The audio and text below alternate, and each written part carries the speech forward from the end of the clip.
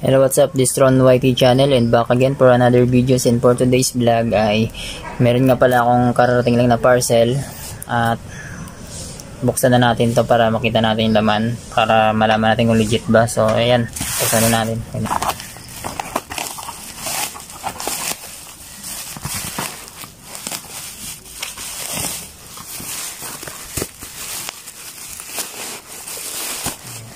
Yung kamay ko marumi pa.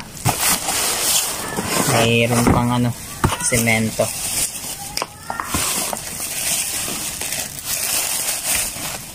Okay, so pagbukas natin ng pagtanggal natin ng kanyang bubble wrap, ayan, meron agad tayong bumungad na microphone.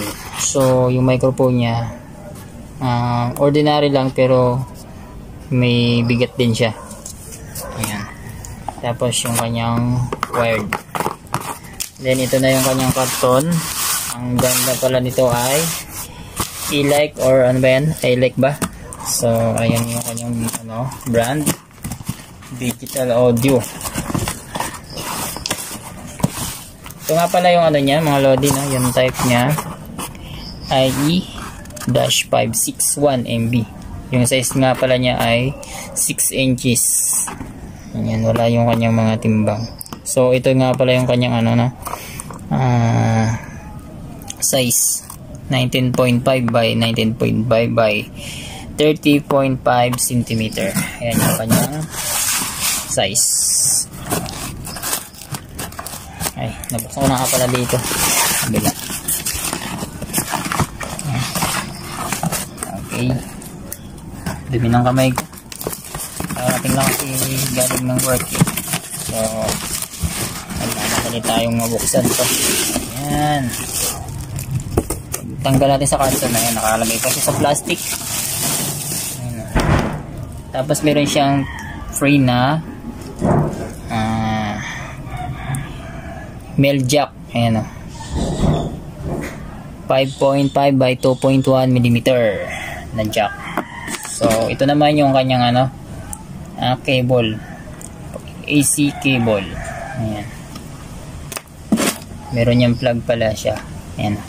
Tapos ito naman yung papunta sa amplifier. At meron na rin tayong remote. Ayan. Then, ito nga pala yung ating speaker. Ayan siya. NBA 2K 18. Ayan. So, meron siyang handle, no? Paras mo konti. Ayan. Meron tayo ditong handle. Yung kanya body, maganda siyang linisin dahil leather. Ayan. Meron akong ganito dati. Yung laman niya sa loob ay parang yung makapal na karton lang siya. Ayan, makapal na karton na matigas. So ito yung kanyang medyo hindi lang ako nagandaan dito. Maluwag siya oh. Medyo maliit yung kanyang yung kanyang body. Alog sa kanyang dito yung speaker mesh. Ayan oh. Medyo maluwag. Pwede rin naman to lagyan ng siguro lagyan ng tape para humigpit. Ayan, para hindi naman siya yung nakaangat. Tapos ito nga pala yung kanyang tweeter. Ayan, tapos meron siya dito yung kanyang exhaust. Ayan. Ito yung kanyang amplifier. So maganda tong klase ng amplifier na mga ganito. Okay naman siya, magaan. Ito lang, medyo napangitan lang ako dito. Pero okay lang. Magagawa naman ng paraan. So hanggang dito na lang po muna mga lodi. See you in the next videos. Thanks for watching.